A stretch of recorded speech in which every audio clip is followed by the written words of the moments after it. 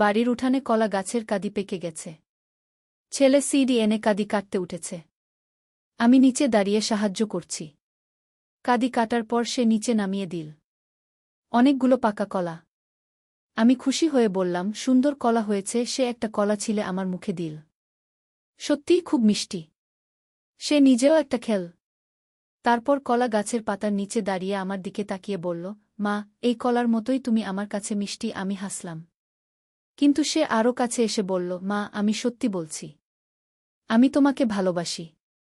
তুমি আমার স্ত্রী হলে আমাদের জীবন এই কলার মতোই মিষ্টি হবে। বিয়ে করো আমাকে। কলা গাছের পাতায় বাতাসের শব্দ হচ্ছিল। এই গল্পটি সম্পূর্ণ শুনলে আপনাদের পানি অটোমেটিক বের হয়ে যাবে, সো যত দ্রুত সম্ভব হাতের কাছে টিস্যু নিয়ে বসে পড়ুন। বিছানার চাদর যেন নষ্ট না হয় সেটা সম্পূর্ণ খেয়াল রাখার অনুরোধ জানিয়ে গল্পটি এখন শুরু করব। তার আগে সর্বশেষ অনুরোধ, দয়া করে এমন পানি বের করার গল্প নিয়মিত শুনতে আমাদের চ্যানেলটি সকলেই সাবস্ক্রাইব করুন। ধন্যবাদ। হ্যালো বন্ধুরা, আমার নাম সুমিত্রা সেন। আমার বয়স 39 বছর। আমার স্বামীর নাম সুভাষ সেন, বয়স 52 বছর। আমাদের 2 সন্তান, রাহুল আর মায়া। রাহুল 21 বছর বয়সী, বিশ্ববিদ্যালয়ে পড়ে। মায়া 14 বছর বয়সী, হাই স্কুলে যায়। সেদিন সকালে রাহুল আমাকে কলা কাটতে সাহায্য করছিল। কিন্তু যেই কথাটা সে বলেছিল সেটা আমার মাথায় ঢুকে গেল। পরে বিকেলে যখন আমি একা বাগানে বসেছিলাম, রাহুল আবার এসে আমার পাশে বসল। সে বলল, মা, আমি আজ সকালে যা বলেছি সেটা নিয়ে ভাবছি। আমি জিজ্ঞেস করলাম, কি ভাবছ? সে বলল, তুমি কি জানো মা, আমাদের বাড়ির নিচে একটা গোপন ঘর আছে। আমি চমকে গেলাম। গোপন ঘর? কি বলছো তুমি? রাহুল বলল, মা, আজ সকালে কলা কাটার সময় আমি লক্ষ্য করেছি যে কলা গাছের পাশের মাটিটা একটু নরম। আমি একটা লাঠি দিয়ে খুঁচিয়ে দেখেছি। মনে হচ্ছে নিচে ফাঁকা জায়গা আছে। আমার গায়ে কাঁটা দিয়ে উঠল। আমাদের এই পুরনো বাড়িতে এমন কিছু থাকতে পারে? রাহুল বলল, চলো মা, আমরা একসাথে দেখি কি আছে সেখানে। সন্ধ্যার সময় আমরা দুজনে মিলে কলা গাছের পাশে খোঁড়াখুঁড়ি শুরু করলাম। প্রায় 3 ফুট খোদার পরেই একটা পুরনো কাঠের দরজা বের হল। দরজায় একটা পুরনো তালা ঝুলছিল। রাহুল হাতুড়ি দিয়ে তালাটা ভেঙে ফেল। দরজা খুলতেই একটা সিঁড়ি দেখা গেল যেটা নিচের দিকে নেমে গেছে। রাহুল টর্চ নিয়ে এসেছিল। আমরা দুজনে নিচে নামলাম। নিচে গিয়ে দেখি একটা বড় ঘর। ঘরটা পুরনো কিন্তু পরিষ্কার। দেয়ালে অনেক বই সাজানো। একটা পুরনো টেবিল আর চেয়ার। রাহুল বলল, মা, এটা কার ঘর ছিল? আমি বললাম, আমার তো কোনো ধারণা নেই। তোমার দাদু কখনো বলেননি এমন কিছু আছে। হঠাৎ করে আমরা শুনতে পেলাম উপর থেকে কেউ ডাকছে, সুমিত্রা। রাহুল, এটা সুভাষের গলা। আমরা তাড়াতাড়ি উপরে উঠে গেলাম। সুভাষ জিজ্ঞেস করল, তোমরা কি করছিলে এখানে? আমরা তাকে সব বললাম। সুভাষ বলল, আমি একবার গিয়ে দেখি। আমরা 3 জনে আবার নিচে নামলাম। সুভাষ ঘরটা দেখে বলল, এটা আমার বাবার গোপন অধ্যয়ন ঘর ছিল। উনি এখানে বসে অনেক গবেষণা করতেন। আমি জিজ্ঞেস করলাম, কি ধরনের গবেষণা? সুভাষ বলল, উনি ইতিহাস নিয়ে কাজ করতেন। বিশেষ করে আমাদের এলাকার পুরনো ইতিহাস। রাহুল একটা বই হাতে নিয়ে বলল, দাদু, এই বইগুলোতে কি লেখা? সুভাষ বইটা দেখে বলল, এটা দাদুর হাতে লেখা ডায়েরি। এখানে উনি আমাদের পরিবারের ইতিহাস লিখে রেখেছেন। আমরা বসে বসে ডায়েরিটা পড়তে শুরু করলাম। ডায়েরিতে লেখা ছিল যে আমাদের পরিবারের পূর্বপুরুষরা এই জমিতে একটা বিশেষ ধন লুকিয়ে রেখেছিলেন। সেই ধন খুঁজে পাওয়ার জন্য তিনি অনেক বছর ধরে গবেষণা করেছেন। রাহুল উত্তেজিত হয়ে বলল, মানে আমাদের বাড়িতে ধন লুকানো আছে? সুভাষ বলল, হতে পারে। কিন্তু বাবা কখনো খুঁজে পাননি। পরের দিন সকালে আমরা আবার সেই গোপন ঘরে গেলাম। এবার মায়াও আমাদের সাথে ছিল। মায়া বলল, মা, আমার মনে হচ্ছে এই দেয়ালের পিছনে কিছু লুকানো আছে। সে একটা দেয়াল দেখিয়ে বলল। আমরা সেই দেয়ালটা ভালো করে দেখলাম। দেয়ালে একটা আলাদা চিহ্ন ছিল। রাহুল সেই চিহ্নটা চাপ দিতেই একটা ছোট দরজা খুলে গেল। ভিতরে একটা লোহার বাক্স ছিল। সুভাষ বাক্সটা বের করে আনলেন। বাক্সে একটা চিঠি আর অনেক পুরনো মুদ্রা ছিল। চিঠিতে লেখা ছিল যে এই মুদ্রাগুলো 300 বছরের পুরনো। আমাদের পূর্বপুরুষেরা এগুলো সংগ্রহ করে রেখেছিলেন। রাহুল বলল, মা, এই মুদ্রাগুলোর দাম কত হতে পারে? সুভাষ বলল, অনেক টাকার হতে পারে। আমাদের একজন বিশেষজ্ঞ দেখাতে হবে। পরের সপ্তাহে আমরা একজন পুরাতত্ত্ববিদের কাছে গেলাম। তিনি মুদ্রাগুলো দেখে বললেন যে এগুলো অত্যন্ত মূল্যবান। প্রতিটা মুদ্রার দাম কমপক্ষে ৫,০০০ টাকা। আমরা বাড়ি ফিরে এসে পরিবারের সবাইকে এই খুশির খবর দিলাম। রাহুল বলল, মা, আমাদের এই আবিষ্কার একেবারেই অপ্রত্যাশিত ছিল। আমরা যদি সেদিন কলা না কাটতাম তাহলে হয়তো কখনোই জানতে পারতাম না। সুভাষ বলল, আসলে বাবা সারা জীবন যেটা খুঁজেছেন সেটা আমরা পেয়ে গেছি। কিন্তু সবচেয়ে বড় কথা হলো আমরা আমাদের পারিবারিক ইতিহাস সম্পর্কে জানতে পেরেছি। মায়া জিজ্ঞেস করল, মা, এই টাকা দিয়ে আমরা কি করব? আমি বললাম, প্রথমে আমাদের বাড়িটা সংস্কার করব। তারপর তোদের পড়াশোনার জন্য জমিয়ে রাখব। রাহুল বলল, মা, আমার একটা প্রস্তাব আছে। আমরা সেই গোপন ঘরটাকে একটা পারিবারিক জাদুঘর বানাতে পারি। দাদুর সব গবেষণা আর আমাদের পূর্বপুরুষদের স্মৃতি সেখানে সংরক্ষণ করব। সুভাষ বলল, খুব ভালো প্রস্তাব। আমিও চাই যে আমাদের পারিবারিক ইতিহাস সংরক্ষিত থাকুক। পরের কয়েক সপ্তাহে আমরা সেই ঘরটা পরিষ্কার করে সাজিয়ে গুছিয়ে একটা সুন্দর অধ্যয়ন কক্ষ বানালাম। দাদুর সব বই, তার গবেষণার কাগজপত্র আর আমাদের পুরনো পারিবারিক জিনিসপত্র সেখানে সাজিয়ে রাখলাম। রাহুল একটা ছোট বোর্ড বানিয়ে লিখে রাখল, সেন পরিবারের ঐতিহ্য কক্ষ। মায়া কিছু ছবি এঁকে দেয়ালে টাঙিয়ে দিল। একদিন বিকেলে আমরা সবাই সেই ঘরে বসে চা খাচ্ছিলাম। হঠাৎ রাহুল বলল, মা, তুমি জানো, সেদিন আমি কলা গাছের নিচে যা বলেছিলাম সেটা আসলে একটা কৌতুক ছিল। আমি তোমাকে একটু হাসাতে চেয়েছিলাম। আমি হেসে বললাম, আমি বুঝতে পেরেছিলাম। তুই সবসময় এমন মজার কথা বলিস। সুভাষ বলল, কিন্তু সেই কৌতুকের কারণেই আমরা এই বিশাল আবিষ্কার করলাম। জীবনে কখনো কখনো ছোট ঘটনা থেকেই বড় কিছু হয়। মায়া বলল, বাবা, আমাদের এই গল্পটা আমি আমার সব বন্ধুদের বলবো। তারা বিশ্বাস করবে না যে আমাদের বাড়িতে এমন রহস্যময় জিনিস ছিল। রাহুল বলল, হ্যাঁ, কিন্তু আমরা এটা গোপন রাখব, যতক্ষণ না আমরা সব ঠিকঠাক করে ফেলি। এর কয়েক মাস পর আমরা জানতে পারলাম যে আমাদের এলাকায় আরও অনেক পুরনো পরিবার আছে যাদের বাড়িতে এমন গোপন কক্ষ থাকতে পারে। আমরা তাদের সাথে যোগাযোগ করলাম। ধীরে ধীরে আমাদের এলাকার ইতিহাস নিয়ে একটা ছোট গবেষণা দল গড়ে উঠল। রাহুল এবং তার কয়েকজন বন্ধু এই কাজে খুব আগ্রহী হয়ে পড়ল। তারা বিভিন্ন পুরনো বাড়ি ঘুরে ঘুরে দেখতে শুরু করল। কয়েকটা বাড়িতে তারা সত্যিই পুরনো জিনিসপত্র খুঁজে পেল। কোথাও পুরনো বই, কোথাও পুরনো ছবি, কোথাও আবার পুরনো কিছু হাতিয়ার। আমি রাহুলকে বললাম, তুই এই কাজে অনেক মন দিচ্ছিস। এটা তোর জন্য ভালো। রাহুল বলল, মা, আমার মনে হয় আমি ইতিহাস নিয়ে পড়াশোনা করতে চাই।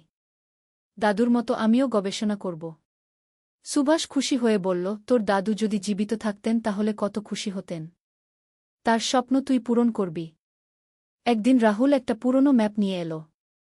সে বলল, মা, এই ম্যাপে আমাদের এলাকার ৩০০ বছর আগের অবস্থা দেখানো হয়েছে।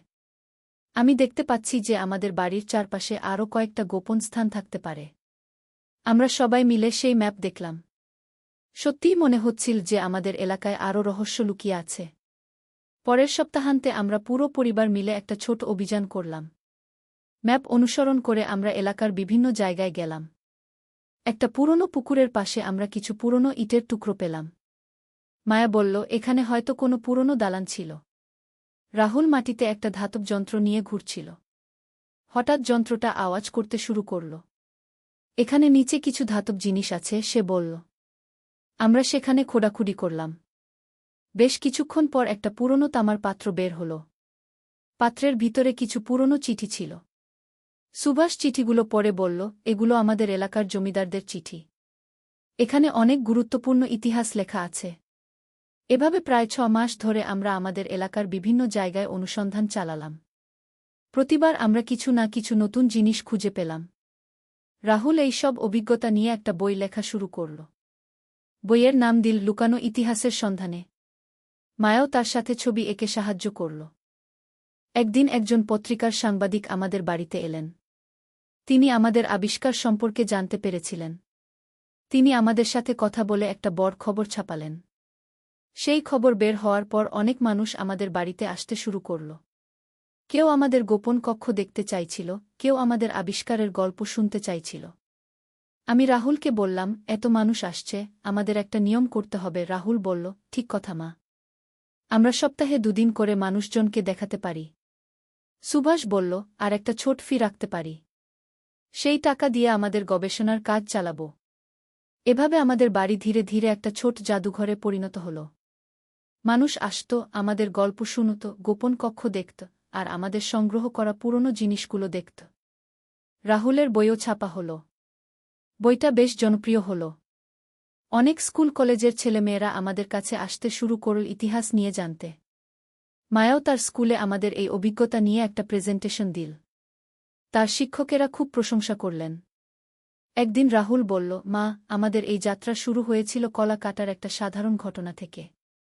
কিন্তু দেখো এখন আমরা কোথায় পৌঁছেছি। আমি বললাম, জীবনে এভাবেই চলে। কখনো জানা যায় না কোন ছোট ঘটনা থেকে কি বড় কিছু শুরু হয়ে যায়। সুভাষ বলল, আমার বাবার স্বপ্ন ছিল যে আমাদের পারিবারিক ইতিহাস সবার কাছে পৌঁছে যাক। সেই স্বপ্ন আজ পূরণ হল। আজ যখন আমি আমাদের বাগানে বসে থাকি, তখন মনে হয় যে জীবনটাই একটা বড় রহস্যময় অভিযান। আমরা জানি না কখন কি ঘটবে, কিন্তু যা কিছুই ঘটুক, পরিবারের সবাই মিলে থাকলে সব কিছুই সুন্দর হয়ে ওঠে। নদীর ধারে সেই গা। প্রথম অধ্যায়, শুরুজাত।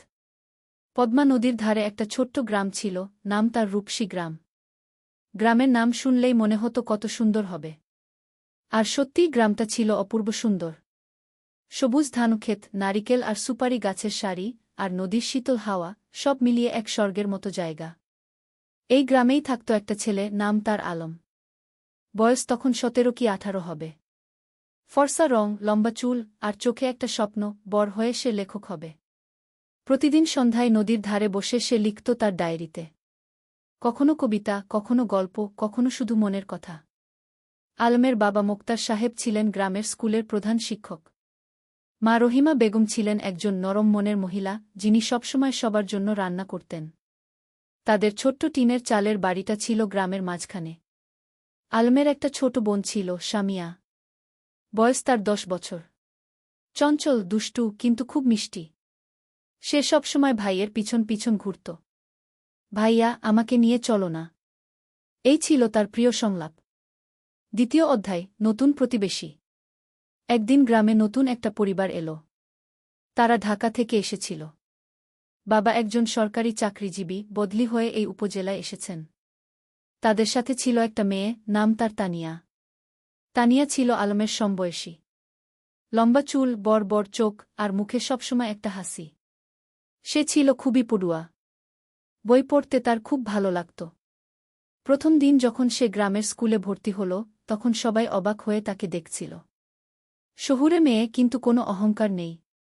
আলম আর তানিয়ার প্রথম দেখা হয়েছিল স্কুলের লাইব্রেরিতে। দুজনেই একই বই খুঁজছিল, রবীন্দ্রনাথের গোরা গু। তুমিও রবীন্দ্রনাথ পড়ো? আলম জিজ্ঞেস করেছিল। হ্যাঁ, আমার খুব প্রিয়। তুমি? তানিয়া হেসে জবাব দিয়েছিল। সেই থেকে তাদের বন্ধুত্ব শুরু।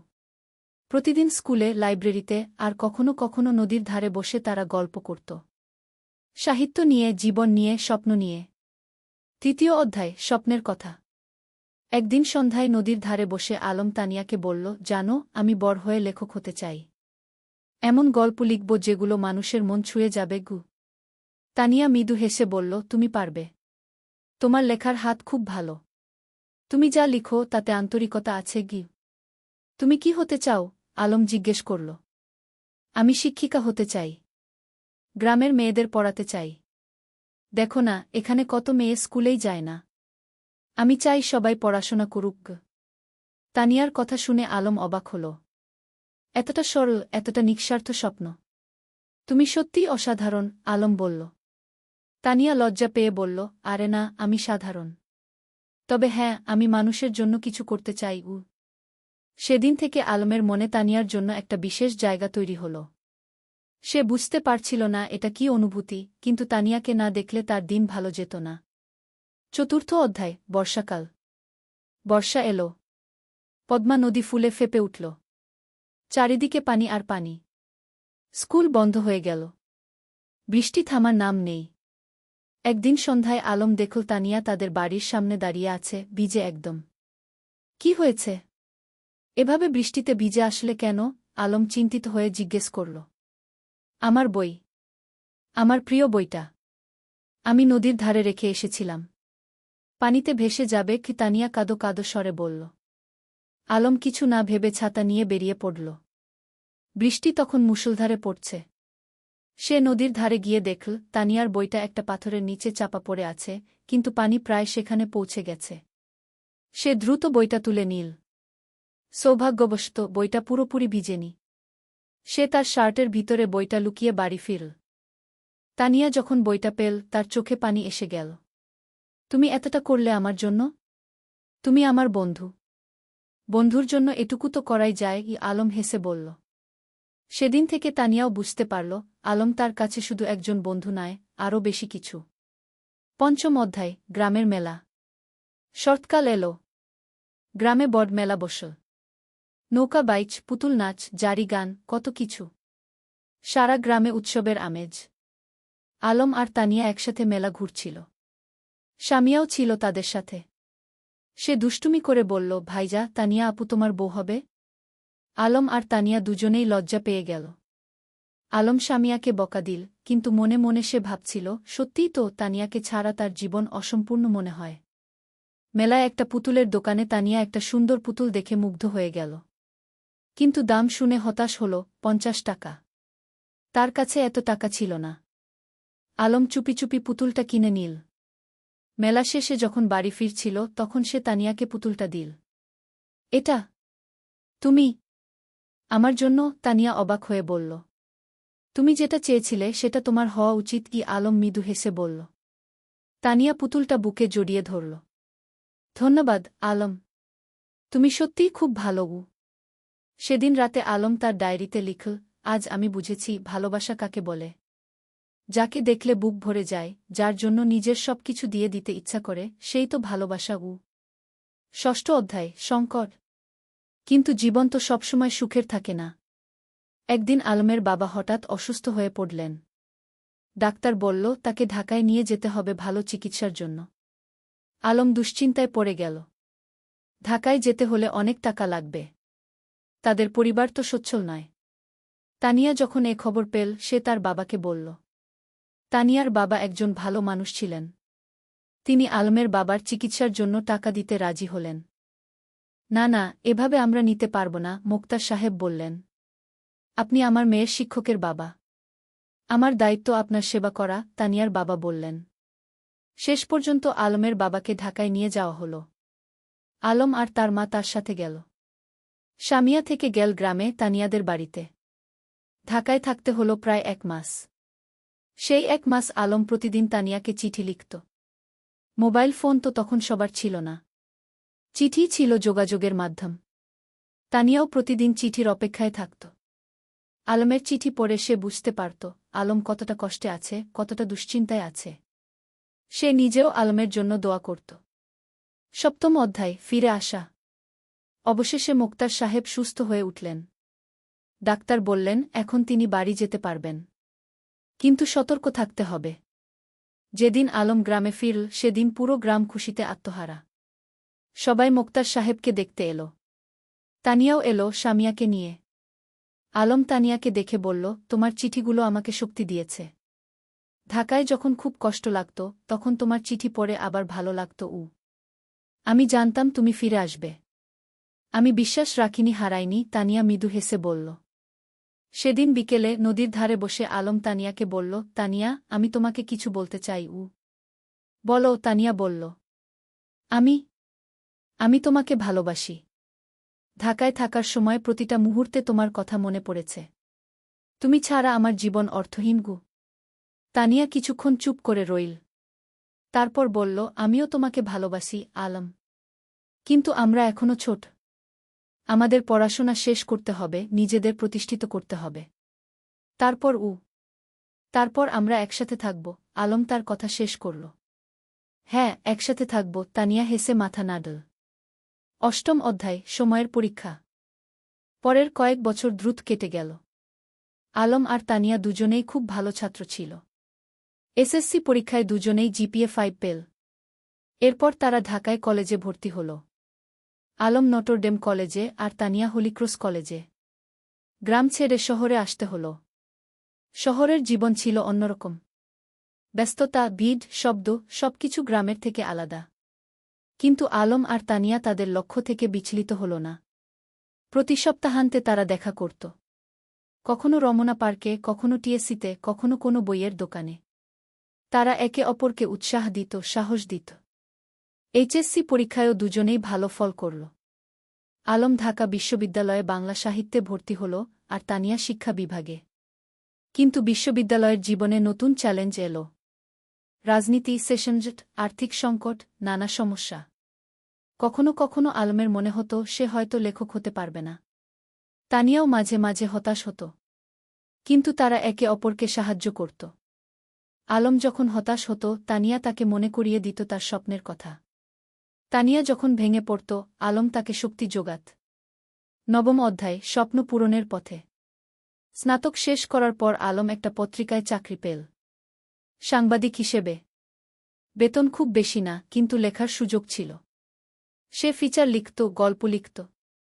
তানিয়া একটা স্কুলে শিক্ষিকা হিসেবে যোগ দিল। তার স্বপ্ন ছিল গ্রামে ফিরে যাওয়া, কিন্তু সে জানত এখনও সময় হয়নি। আগে অভিজ্ঞতা অর্জন করতে হবে।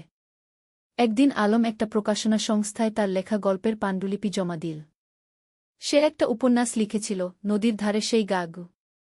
এটা ছিল তাদের নিজেদের গল্প, তাদের গ্রামের গল্প। কয়েক মাস পর প্রকাশক ফোন করলেন। আপনার বই আমরা প্রকাশ করতে চাই। গল্পটা খুব সুন্দর, আবেগময়। আলম বিশ্বাস করতে পারছিল না। তার স্বপ্ন সত্যি হচ্ছে। সে প্রথমেই তানিয়াকে খবরটা দিল।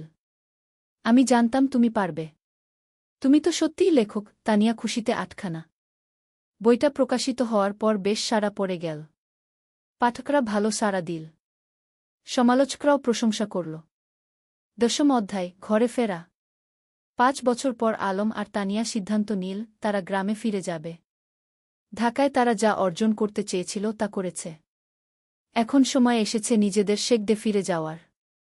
তারা বিয়ে করল। সাদামাটা অনুষ্ঠান, কিন্তু পূর্ণ আন্তরিকতায়। পুরো গ্রাম এসেছিল তাদের বিয়েতে।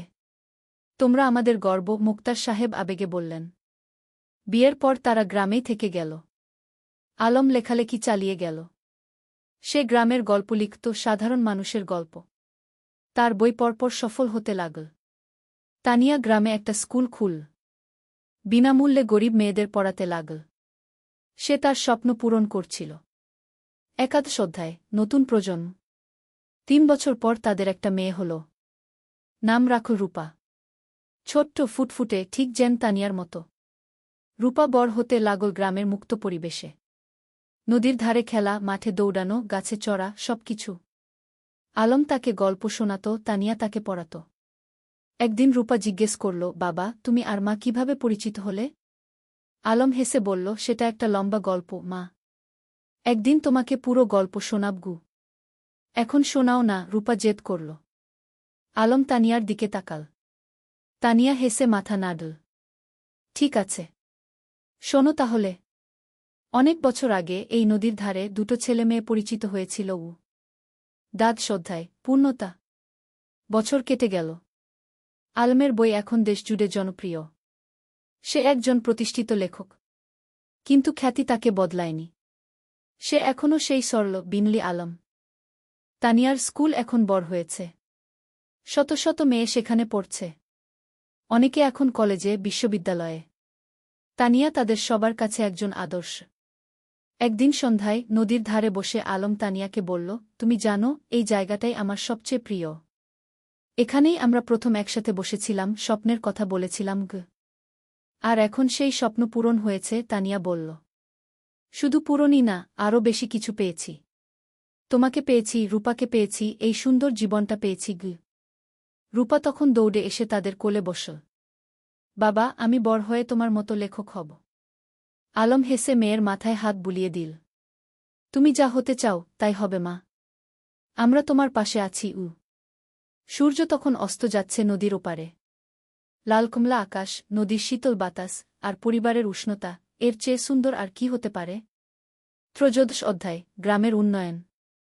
আলম আর তানিয়া শুধু নিজেদের নিয়েই ব্যস্ত ছিল না, তারা পুরো গ্রামের উন্নয়ন নিয়ে ভাবত। আলম তার লেখালেখি থেকে যা আয় করত, তার একটা অংশ গ্রামের উন্নয়নে ব্যয় করত। তারা গ্রামে একটা লাইব্রেরি খুল। হাজার হাজার বই নিয়ে। গ্রামের যে কেউ এসে বই পড়তে পারত। ছোট ছেলেমেয়েরা বিকেলে এসে বই পড়ত, গল্প শুনত। জ্ঞানী শক্তি আলম সবসময় বলত, আমরা যদি আমাদের নতুন প্রজন্মকে শিক্ষিত করতে পারি তাহলে গ্রাম এমনিতেই উন্নত হবে।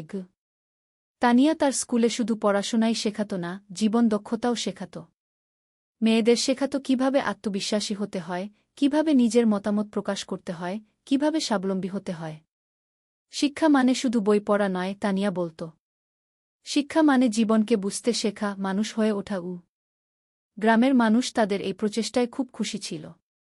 যারা আগে মেয়েদের স্কুলে পাঠাতে চাইত না, তারাও এখন পাঠাতে শুরু করেছে। একদিন গ্রামের প্রবীণ হাজী সাহেব আলমকে বললেন, বাবা, তোমরা আমাদের গ্রামের জন্য যা করছ সেটা আল্লাহ কবুল করুন। তোমরা না থাকলে আমাদের গ্রাম এখনও অন্ধকারেই থাকত। আলম বিনয়ের সাথে বলল, চাচা, আমরা তো এই গ্রামেরই সন্তান। আমাদের দায়িত্ব এই গ্রামের সেবা করা। চতুর্দশ অধ্যায়, বাধা আর সংগ্রাম। কিন্তু জীবন তো সবসময় মসৃণ পথে চলে না। একদিন গ্রামে একটা বড় সমস্যা দেখা দিল। পদ্মা নদীর ভাঙন শুরু হল। প্রতিদিন নদী গ্রামের জমি গিলে খাচ্ছে। অনেক পরিবার তাদের বাড়িঘর হারাচ্ছে। ফসলের জমি নদীতে তলিয়ে যাচ্ছে। মানুষ আতঙ্কিত। আলম আর তানিয়া বসে থাকল না। তারা একটা সভা ডাকল। পুরো গ্রামের মানুষ এলো। আমরা যদি একসাথে কাজ করি তাহলে আমরা নদীর ভাঙন রোধ করতে পারব, আলম বলল। আমাদের সরকারের কাছে দরখাস্ত দিতে হবে, আমাদের নিজেদেরও কিছু পদক্ষেপ নিতে হবে। তারা একটা কমিটি গঠন করল। জেলা প্রশাসকের কাছে দরখাস্ত দিল। সংবাদপত্রে লিখল। আলম তার লেখনির মাধ্যমে এই সমস্যা তুলে ধরল সারা দেশে। কয়েক মাসের সংগ্রামের পর সরকার নড়েচড়ে বসল। নদীর তীরে বাঁধ নির্মাণের কাজ শুরু হল। ধীরে ধীরে ভাঙন থামল। গ্রামের মানুষ স্বস্তির নিঃশ্বাস ফেল। তোমরা আমাদের গ্রামকে বাঁচিয়েছ, একজন বৃদ্ধ আলমকে আশীর্বাদ করলেন। আমরা সবাই মিলে বাঁচিয়েছি, আলম বলল। এটা সবার প্রচেষ্টার ফল। পঞ্চদশ অধ্যায়, রূপার স্বপ্ন। রূপা এখন 10 বছরের। খুব মেধাবী মেয়ে। স্কুলে সব সময় প্রথম হয়। কিন্তু শুধু পড়াশোনায় নয়, সে খেলাধুলায়, গানেও ভালো। একদিন রূপা তার বাবা-মাকে বলল, আমি ডাক্তার হতে চাই। গ্রামের মানুষদের সেবা করব। আলম আর তানিয়া খুশি হল। তাদের মেয়ে অন্যের সেবা করতে চায়, এর চেয়ে বড় গর্বের আর কি হতে পারে। তুমি যা হতে চাও, আমরা তোমাকে সাহায্য করব, তানিয়া বলল। কিন্তু রূপার একটা শর্ত ছিল। আমি ঢাকায় না, গ্রামেই থাকব। এখানেই পড়ব, এখানেই ডাক্তারি করব। আলম হেসে বলল, কেন মা? ঢাকায় তো ভালো সুযোগ পাবে। বাবা, তুমি আর মা যেমন গ্রামে ফিরে এসেছ, আমিও তাই চাই। গ্রামের মানুষদের সবচেয়ে বেশি সাহায্যের দরকার। এই কথা শুনে আলমের চোখে পানি এসে গেল। তার মেয়ে তার আদর্শকে ধারণ করছে। রূপা খুব পরিশ্রমী ছিল। প্রতিদিন ভোরে উঠে পড়াশোনা করত। মায়ের স্কুলে ছোটদের পড়াতে সাহায্য করত। বাবার লেখার কাজেও হাত লাগাত। রূপা, তুমি এত কাজ করো, ক্লান্ত হয়ে যাও না? তানিয়া একদিন জিজ্ঞেস করল। না মা, আমি যখন মানুষের উপকার করি তখন আমার ভালো লাগে। ক্লান্তি লাগে না, রূপা হেসে জবাব দিল। ষোড়শ অধ্যায়, পুরস্কার। আলমের লেখালেখি এখন দেশের সীমা পেরিয়ে গেছে। তার বই অনুবাদ হয়েছে বিভিন্ন ভাষা। বিদেশেও পাঠক তৈরি হয়েছে। একদিন একটা খবর এলো। আলম জাতীয় সাহিত্য পুরস্কার পেতে যাচ্ছে। এটা দেশের সর্বোচ্চ সাহিত্য পুরস্কার। পুরো গ্রাম আনন্দে উদ্বেলিত। আমাদের আলম জাতীয় পুরস্কার পাবে, সবাই গর্ব করে বলতে লাগল। পুরস্কার দেওয়ার অনুষ্ঠান হল ঢাকায়। প্রধানমন্ত্রী নিজে পুরস্কার তুলে দিলেন আলমের হাতে। আপনার লেখা আমাদের গ্রামবাংলার প্রকৃত চিত্র তুলে ধরে, প্রধানমন্ত্রী বললেন। আপনি দেশের গর্ব। আলম বিনয়ের সাথে পুরস্কার নিল। তার মনে পড়ল সেই দিনগুলোর কথা, যখন সে নদীর ধারে বসে স্বপ্ন দেখত লেখক হওয়ার। পুরস্কার পাওয়ার পর আলম একটা বক্তৃতা দিল। এই পুরস্কার শুধু আমার একার নয়। এটা আমার স্ত্রী তানিয়ার, আমার মেয়ে রূপার, আমার গ্রামের সব মানুষের। তারা আমাকে অনুপ্রাণিত করেছে, সাহস দিয়েছে। তানিয়ার চোখে খুশির অশ্রু। তার স্বামী এত বড় সম্মান পেল, কিন্তু তবুও সে নিজের কৃতিত্ব সবার সাথে ভাগ করে নিচ্ছে। সপ্তদশ অধ্যায়, তানিয়ার স্বীকৃতি। আলমের পুরস্কার পাওয়ার 1 বছর পর তানিয়াও একটা সম্মান পেল। সরকার তাকে সেরা শিক্ষক পুরস্কার দিল। তার স্কুল থেকে যে মেয়েরা বের হয়ে গেছে তারা এখন বিভিন্ন ক্ষেত্রে প্রতিষ্ঠিত। কেউ ডাক্তার, কেউ ইঞ্জিনিয়ার, কেউ শিক্ষক, কেউ উদ্যোক্তা। পুরস্কার নেওয়ার সময় তানিয়া বলল, আমি শুধু বীজ বপন করেছি। এই মেয়েরাই আমার আসল পুরস্কার। তারা নিজেদের প্রতিষ্ঠিত করেছে, সমাজে অবদান রাখছে গিয়ে। তার স্কুলের একজন প্রাক্তন ছাত্রী, যে এখন একজন সফল ব্যবসায়ী, মঞ্চে উঠে এসে বলল, ম্যাডাম না থাকলে আমি আজ এখানে থাকতাম না। তিনি আমাকে শুধু পড়াশোনাই শেখাননি, আত্মবিশ্বাস শিখিয়েছেন গু। রূপা তখন মঞ্চের নিচে বসে মায়ের দিকে তাকিয়েছিল, গর্বিত চোখে।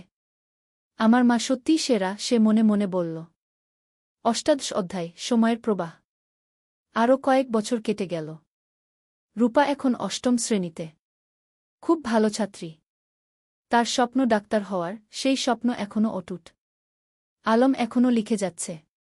তার নতুন একটা উপন্যাস বের হল, জোছনা রাতের স্বপ্ন। এটাও বেশ জনপ্রিয় হল। তানিয়ার স্কুল এখন অনেক বড়। ৩০০ জন ছাত্রী, ১০ জন শিক্ষক, একটা পূর্ণাঙ্গ শিক্ষা প্রতিষ্ঠান। গ্রামটাও অনেক বদলে গেছে। এখন পাকা রাস্তা, বিদ্যুৎ, স্বাস্থ্যকেন্দ্র, সবকিছু আছে। কিন্তু গ্রামের আত্মা, সেই সারল্য, সেই ভালোবাসা, সেটা আছে অক্ষুণ্ণ। একদিন সন্ধ্যায় পুরো পরিবার নদীর ধারে বসেছিল। আলম, তানিয়া, রূপা আর শামিয়া। শামিয়া এখন বিবাহিত, তার একটা ছেলে আছে। ভাইয়া, মনে আছে যখন আমি ছোট ছিলাম, তুমি আর ভাবি এখানে বসে গল্প করতে? শামিয়া হেসে বলল। মনে আছে, আলম হেসে বলল। সেই সময়গুলো কত সুন্দর ছিল। এখনকার সময়ও কম সুন্দর নয়, তানিয়া বলল। আমরা একসাথে আছি, সুস্থ আছি, খুশি আছি, এর চেয়ে বড় সৌভাগ্য আর কি? রূপা বলল, বাবা, তোমার আর মায়ের মতো আমিও একজন ভালো মানুষকে জীবনসঙ্গী হিসেবে পেতে চাই। আলম মেয়ের মাথায় হাত রেখে বলল, তুমি পাবে মা। তবে তার আগে তোমার স্বপ্ন পূরণ করো। ডাক্তার হও। তারপর জীবনসঙ্গী খুঁজবে গু। ৪৯ অধ্যায়, নতুন চ্যালেঞ্জ। রূপা এসএসসি পরীক্ষা দিল। ফলাফল বেরোল, জিপিএ ৫। পুরো গ্রাম খুশি। আলম আর তানিয়া গর্বিত। কিন্তু এখন একটা বড় সিদ্ধান্ত নিতে হবে। রূপা ডাক্তার হতে চায়, আর তার জন্য তাকে মেডিকেল কলেজে ভর্তি হতে হবে। কিন্তু গ্রামে তো মেডিকেল কলেজ নেই। বাবা, আমি ঢাকা মেডিকেলে ভর্তি হতে চাই, রূপা বলল। আলম একটু চিন্তিত হল। কিন্তু তুমি তো বলেছিলে গ্রামে থাকবে। হ্যাঁ বাবা, আমি গ্রামে ফিরে আসব। কিন্তু ভালো ডাক্তার হতে হলে ভালো প্রতিষ্ঠান থেকে পড়তে হবে। আমি ৫ বছর ঢাকায় থাকব, তারপর ফিরে আসব এবং গ্রামে একটা হাসপাতাল খুলব। তানিয়া বলল, মেয়েটা ঠিকই বলছে। আমরাও তো ঢাকায় গিয়ে পড়াশোনা করেছিলাম। তারপর ফিরে এসেছি গু। রূপা ঢাকা মেডিকেল কলেজে ভর্তি হল। প্রথম দিকে গ্রাম ছেড়ে যেতে খুব কষ্ট হচ্ছিল, কিন্তু সে জানত এটা তার লক্ষ্যের জন্য প্রয়োজন। আলম আর তানিয়া প্রতি মাসে ঢাকায় যেত মেয়েকে দেখতে। রূপা ফোনে প্রতিদিন কথা বলত। ২০ অধ্যায়, পরিবারের বন্ধন। ৫ বছর খুব দ্রুত কেটে গেল। রূপা ডাক্তার হয়ে গেল। এমবিবিএস পাস করল ভালো ফলসহ। এখন তার সামনে অনেক সুযোগ। ঢাকার বড় বড় হাসপাতাল তাকে চাকরির অফার দিচ্ছে। কিন্তু রূপার লক্ষ্য অন্য। বাবা, আমি গ্রামে ফিরে আসছি, রূপা ফোনে বলল। তুমি নিশ্চিত? ঢাকায় তো অনেক ভালো সুযোগ, আলম বলল। বাবা, আমার স্বপ্ন তো ঢাকায় বড় ডাক্তার হওয়া নয়। আমার স্বপ্ন গ্রামের মানুষের সেবা করা। রূপা গ্রামে ফিরে এলো। গ্রামের মানুষ তাকে মাথায় করে নিয়ে এলো। আমাদের নিজের ডাক্তার। সে একটা ছোট ক্লিনিক খুলল। বিনামূল্যে গরিব মানুষদের চিকিৎসা দিতে লাগল। যাদের সামর্থ্য আছে তারা দিত। যাদের নেই তাদের কাছ থেকে কিছু নিত না। তুমি কিভাবে চালাবে এভাবে? আলম একদিন জিজ্ঞেস করল। বাবা, তুমি তো লেখক হয়েছ মানুষের সেবা করার জন্য, মা শিক্ষিকা হয়েছে সেবার জন্য। আমিও তাই। টাকা পয়সা পরে দেখা যাবে। আলম মেয়েকে জড়িয়ে ধরল। তুমি আমাদের গর্ব। ২১ অধ্যায়, নতুন সঙ্গী। রূপা যখন ক্লিনিকে ব্যস্ত, তখন একদিন একজন তরুণ ডাক্তার এলো। তার নাম ফাহিম। সে ঢাকা থেকে এসেছে গ্রামাঞ্চলে স্বেচ্ছাসেবা করতে। ফাহিম আর রূপা একসাথে কাজ করতে লাগল। দুজনেই একই স্বপ্ন দেখে, গ্রামের মানুষের সেবা করা। ধীরে ধীরে তাদের মধ্যে বন্ধুত্ব হল। তারপর সেই বন্ধুত্ব ভালোবাসায় রূপান্তরিত হল। একদিন ফাহিম আলমের কাছে এলো। চাচা, আমি রূপাকে বিয়ে করতে চাই। আলম হেসে বলল, তুমি কি রূপাকে জিজ্ঞেস করেছ? হ্যাঁ, সে রাজি। ফাহিম লজ্জা পেয়ে বলল। তানিয়া খুশিতে আটখানা। আমার মেয়ে একজন ভালো মানুষ পেয়েছে গিয়ে। রূপা আর ফাহিমের বিয়ে হল। সাদামাটা কিন্তু আন্তরিক অনুষ্ঠান। পুরো গ্রাম এসেছিল। বিয়ের পর তারা দুজন মিলে ক্লিনিক চালাতে লাগল। তারা স্বপ্ন দেখে গ্রামে একটা বড় হাসপাতাল করার। বিংশ অধ্যায় ৩ প্রজন্ম। ২ বছর পর রূপার একটা ছেলে হল। নাম রাখল আয়ান। আলম আর তানিয়া দাদা-দাদি হল। দেখো আমাদের নাতি, আলম আবেগে বলল। তানিয়া শিশুটিকে কোলে নিয়ে বলল, এই শিশু আমাদের ভবিষ্যৎ। এর জন্যই তো আমরা এত কাজ করছি। এখন বাড়িতে ৩ প্রজন্ম। আলমতানিয়া, রূপা, ফাহিম আর ছোট্ট আয়ান। প্রতিদিন সন্ধ্যায় তারা একসাথে বসে। আলম গল্প বলে, তানিয়া গান শোনায়, রূপা দিনের কাজের গল্প বলে। একদিন আয়ান যখন একটু বড় হল, সে জিজ্ঞেস করল, দাদু তুমি কি করো? আলম হেসে বলল, আমি গল্প লিখি নাতুগু। আমাকে একটা গল্প বলো না? ঠিক আছে, শোনো তাহলে। অনেক বছর আগে এই নদীর ধারে কে। আর এভাবেই চলতে থাকে জীবনের গল্প প্রজন্ম থেকে প্রজন্মে। ২৩ অধ্যায় উত্তরাধিকার। আলম এখন ৬০ পেরিয়ে গেছে। চুলদাড়ি পেকে গেছে। কিন্তু লেখার হাত এখনও অক্ষুণ্ণ। সে এখনও প্রতিদিন লেখে। তানিয়াও এখন অবসর নিয়েছে স্কুল থেকে। কিন্তু মাঝে মাঝে যায় ছাত্রীদের সাথে দেখা করতে। একদিন আয়ান, যে এখন ৫ বছরের, দাদুকে জিজ্ঞেস করল, দাদু তুমি কত বই লিখেছ? প্রায় ২০টা, আলম বলল। আমিও বড় হয়ে লেখক হব, আয়ান বলল। রূপা হেসে বলল, তুমি যা হতে চাও তাই হবে গি। আলম নাতিকে কোলে নিয়ে বলল, লেখক হওয়া মানে শুধু বই লেখা নয় বাবা। লেখক হওয়া মানে মানুষের কথা বলা, সত্য বলা, ভালোবাসা ছড়িয়ে দেওয়া গি। আমি সব করব, আয়ান উৎসাহিত হয়ে বলল। তানিয়া নাতিকে আদর করে বলল, তুমি করবে, আমরা জানি গি। ২৪ অধ্যায় গ্রামের হাসপাতাল। রূপা আর ফাহিমের স্বপ্ন ছিল গ্রামে একটা বড় হাসপাতাল খোলার। তারা কয়েক বছর ধরে টাকা জমিয়ে রাখছিল। আলমও তার রয়্যালটির একটা অংশ দিয়েছিল। অবশেষে সেই দিন এলো। তারা একটা ৩ তলা হাসপাতাল তৈরি করল। নাম দিল রূপসী হাসপাতাল। উদ্বোধনের দিন পুরো জেলা থেকে মানুষ এলো। স্বাস্থ্যমন্ত্রী নিজে এসে উদ্বোধন করলেন। এই হাসপাতাল শুধু একটা স্বাস্থ্যসেবা কেন্দ্র নয়, মন্ত্রী বললেন। এটা একটা স্বপ্নের বাস্তবায়ন। ডা রূপা আর ডা ফাহিম যা করেছেন সেটা অনুকরণীয় গু। হাসপাতালে ১০টা বেড, অপারেশন থিয়েটার, ল্যাবরেটরি, সবকিছু আছে। আর সবচেয়ে বড় কথা, গরিবদের জন্য বিনামূল্যে চিকিৎসার ব্যবস্থা। আলম গর্বে বুক ফুলিয়ে বলল, আমার মেয়ে যা করেছে আমি কলম দিয়ে তা করতে পারিনি গু। তুমি কলম দিয়ে মানুষের মন ছুঁয়েছ, আমি হাত দিয়ে মানুষের শরীর সারাচ্ছি। দুটোই সমান গুরুত্বপূর্ণ, রূপা বলল। ২৫ অধ্যায় প্রত্যাবর্তন। একদিন গ্রামে একটা আশ্চর্য ঘটনা ঘটল।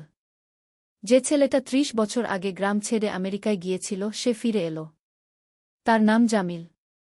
সে আমেরিকায় একজন সফল ব্যবসায়ী। কিন্তু বয়স হয়েছে, এখন শেখদে ফিরতে চায়। জামিল আলমের সাথে দেখা করতে এলো। আমি তোমার বই পড়েছি আমেরিকায় বসে। সেই বই পড়ে আমার গ্রামের কথা মনে পড়ে গেল। তাই ফিরে এলাম ঘ। স্বাগতম, আলম হাসি মুখে বলল।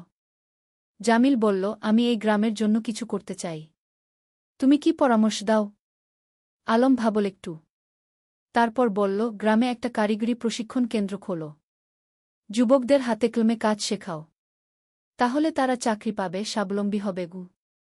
জামিল খুশি হল। চমৎকার আইডিয়া। কয়েক মাসের মধ্যে একটা কারিগরি প্রশিক্ষণ কেন্দ্র খোলা হল। সেখানে ছেলেমেয়েরা কম্পিউটার, ইলেকট্রনিক্স, সেলাই, রান্না, নানা বিষয়ে প্রশিক্ষণ পেতে লাগল। এভাবে একে একে গ্রামে নতুন নতুন সুবিধা যুক্ত হতে লাগল। কেউ ফিরে এসে স্কুলে দান করল, কেউ রাস্তা বানিয়ে দিল, কেউ মসজিদ মন্দির সংস্কার করল। আলম দেখছিল আর ভাবছিল, একজন মানুষ যদি ভালো কাজ শুরু করে তাহলে সেটা অন্যদেরও অনুপ্রাণিত করে কি। ২৬ অধ্যায় পরবর্তী প্রজন্ম। আয়ান এখন ১০ বছরের। খুব মেধাবী ছেলে। সে দাদুর কাছে বসে গল্প শোনে, দাদির কাছে থেকে জীবনের পাঠ নেয়। একদিন স্কুলে একটা রচনা প্রতিযোগিতা হল। বিষয় ছিল আমার স্বপ্নের বাংলাদেশ গ। আয়ান লিখল, আমার স্বপ্নের বাংলাদেশে সবাই শিক্ষিত হবে। কেউ অসুস্থ হলে চিকিৎসা পাবে। কেউ গরিব থাকবে না। সবাই একসাথে মিলেমিশে থাকবে। আমার দাদু বলেন স্বপ্ন দেখতে হয় বড়, তারপর সেই স্বপ্ন পূরণের জন্য কাজ করতে হয় গে। আয়ান প্রথম হল। পুরস্কার পেল। আলম নাতির রচনা পড়ে চোখ ভিজিয়ে ফেল। আমাদের শিক্ষা বৃথা যায়নি। নতুন প্রজন্ম ঠিক পথে আছে গু। ২৭ অধ্যায় জীবনের সন্ধ্যা। আলম এখন ৬৫ পেরিয়ে গেছে। শরীর একটু দুর্বল হয়ে এসেছে, কিন্তু মন এখনও তরুণ। একদিন ডাক্তার বলল তার হার্টে সমস্যা আছে, বিশ্রাম নিতে হবে। রূপা খুব চিন্তিত। বাবা, তুমি এখন আর এত কাজ করবে না, বিশ্রাম নাও। কিন্তু আলম কি থেমে থাকার মানুষ? সে এখনও লেখে, মানুষের সাথে দেখা করে, গ্রামের উন্নয়নের কাজে যুক্ত থাকে। তানিয়া বলল, তুমি একটু শান্ত হও। আমরা এত কাজ করেছি, এখন পরের প্রজন্মকে দায়িত্ব দাও। তুমি ঠিক বলছ, আলম মেনে নিল। কিন্তু আমার একটা শেষ ইচ্ছা আছে গি। কি? তানিয়া জিজ্ঞেস করল। আমি আমাদের জীবনের গল্পটা লিখতে চাই। একটা আত্মজীবনী, যাতে পরের প্রজন্ম জানতে পারে আমরা কিভাবে স্বপ্ন দেখেছিলাম, কিভাবে সেই স্বপ্ন পূরণ করেছিলাম গু। তুমি লেখো, তানিয়া হেসে বলল। আমি তোমাকে সাহায্য করব। ২৮ অধ্যায় শেষ বই। পরের ৬ মাস আলম লিখল তার জীবনের গল্প। নদীর ধারে সেই গা, একটি জীবন কথা কি নাম দিল। বইটাই ছিল তাদের প্রথম দেখা, প্রথম প্রেম, সংগ্রাম, সফলতা, ব্যর্থতা, সবকিছু। বই প্রকাশিত হওয়ার পর দেশজুড়ে সাড়া পড়ে গেল। মানুষ পড়ল আর অনুপ্রাণিত হল। একজন পাঠক চিঠি লিখল, আপনার বই পড়ে আমি বুঝেছি স্বপ্ন দেখা আর তা পূরণ করা সম্ভব। আমিও এখন আমার গ্রামে ফিরে যাব, কিছু করব। আলম এই চিঠি পড়ে খুশি হল। দেখো তানিয়া, আমাদের জীবন বৃথা যায়নি। আমরা মানুষকে অনুপ্রাণিত করতে পেরেছি। ২৯ অধ্যায় বিদায়। এক শীতের সকালে আলম ঘুম থেকে উঠল না। তার হার্ট অ্যাটাক হয়েছে। রূপা যতই চেষ্টা করল, কিছু করতে পারল না। আলম চলে গেল। পুরো গ্রাম শোকে মুহ্যমান। আমাদের আলম চলে গেল, সবাই কাঁদল। তানিয়া কান্নায় ভেঙে পড়ল। তুমি আমাকে একা ফেলে চলে গেলে। রূপা মাকে সান্ত্বনা দিল। মা, বাবা চলে যায়নি। তার লেখায় সে বেঁচে আছে। তার কাজে সে বেঁচে আছে। আমাদের মধ্যে সে বেঁচে আছে গি। আলমের জানাজায় হাজার হাজার মানুষ এলো। তাকে সমাহিত করা হলো গ্রামের কবরস্থানে, নদীর পাশে, যেখানে সে জীবনের অনেকটা সময় কাটিয়েছে। ৩০ অধ্যায় উত্তরাধিকার শেষ অধ্যায়। আলমের মৃত্যুর পর তানিয়া ভেঙে পড়েনি। সে আরও শক্ত হয়েছে।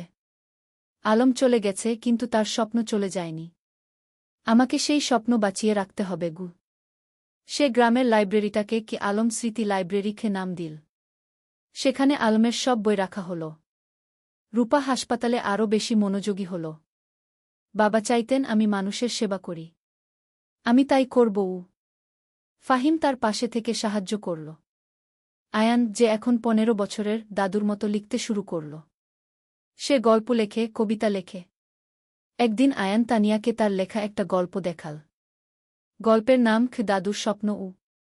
তানিয়া পড়ল। চোখে পানি এলো।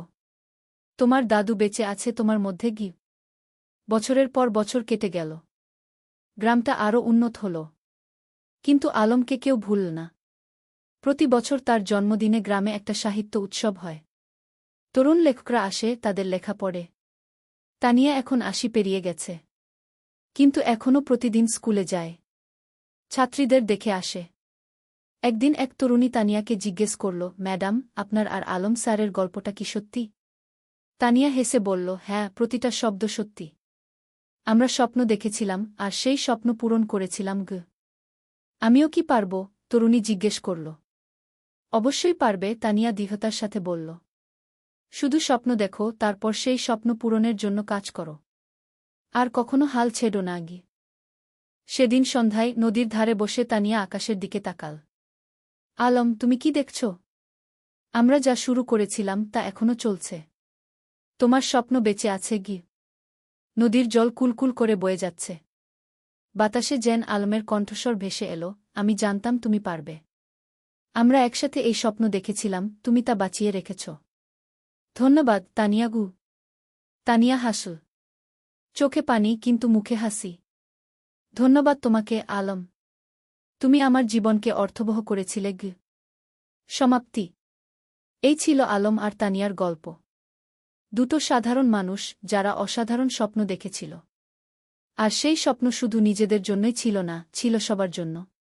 আজও রূপসী গ্রামে যদি যাও, দেখবে আলম স্মৃতি লাইব্রেরি, তানিয়া বালিকা বিদ্যালয়, রূপসী হাসপাতাল, সবকিছু দাঁড়িয়ে আছে। এগুলো শুধু ভবন নয়, এগুলো স্বপ্নের বাস্তবায়ন। আর নদীর ধারে, যেখানে একদিন দুটো তরুণী বসে স্বপ্ন দেখেছিল, সেখানে এখন একটা ফলক লাগানো আছে। তাতে লেখা, যেখানে স্বপ্ন শুরু হয়েছিল। আলম ও তানিয়া, দুই স্বপ্নদ্রষ্টা, দুই সেবক, যারা প্রমাণ করেছেন স্বপ্ন দেখলে এবং কাজ করলে সবকিছুই সম্ভব। শিক্ষা, জীবনে স্বপ্ন দেখো বড়, তারপর সেই স্বপ্ন পূরণের জন্য নিরলসভাবে কাজ করো। নিজের জন্য নয়, সবার জন্য কিছু করার চেষ্টা করো। তাহলেই জীবন সার্থক হবে।